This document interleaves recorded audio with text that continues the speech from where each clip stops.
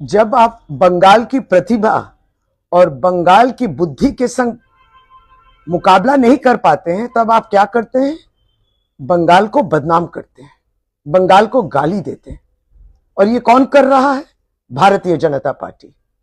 हाल ही में भारतीय जनता पार्टी के मध्य प्रदेश के सरकार में एक मंत्री हैं जो उच्च शिक्षा मंत्री हैं, higher education minister Indra Singh Parmar, और वो ये कहते हैं कि राजा राम मोहन रॉय जो हैं वो एक नकली सुधारक हैं, वो ब्रिटिश के एजेंट थे, दलाल थे। ये राजा राम मोहन रॉय के बारे में ये उनकी बात है। राजा राम मोहन रॉय भारतवर्ष जानता है, भारतवर्ष की नारियां जानती हैं, बंगाल जानती है, बंगाल की महिलाएं समझती हैं कि उनके वजह से ही सती जो होता था वो बंद हुआ। सती में महिलाओं को आग में ठोस दिया जाता था जब उनके पति गुजर जाते थे। इस सती के विरुद्ध लड़े थे राजा राम मोहन रॉय और उनके वजह से सती प्रथा बंद हुई। और ये इंद्र सिंह परमार कहते हैं कि इस तरीके के सुधारक, ये लोग नकली सुधारक हैं। हम लोग बराबर देखें कि भारतीय जनता पार्टी के नेतागण जो है वो तुले हुए हैं, हाथ धो के पीछे पड़े हुए हैं बंगाल की संस्कृति के, बंगाल की जो अस्मिता है और बंगाल की जो एक आत्मा है उसको मिटाने के लिए और उसको दमन करने की ये कोशिश भारतीय जनता पार्टी की है। क्योंकि जेपी नड्डा इसके पहले जो है रविंद्रनाथ टैगोर, गुरुदेव टैगोर, उनके जन्म स्थान कहां है ये भी नहीं जानते। उसको लेके 2-3 गलतियां वो कर चुकी है।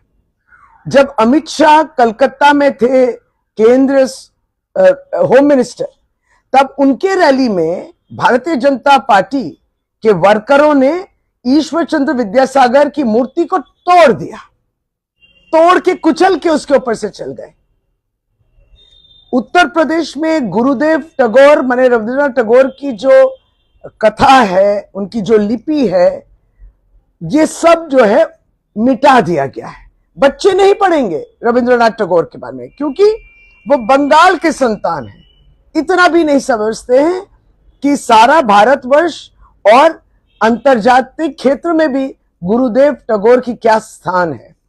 यूपी के सिलेबस से टैगोर को मिटाना, और सुकांतो मजुमदार, ये लोग बंगाल से निर्वाचित होते हैं और वो स्वामी विवेकानंद के बारे में कहते हैं कि वो एक ऐसे वामपंथी हैं जो भ्रमित है, भ्रम है।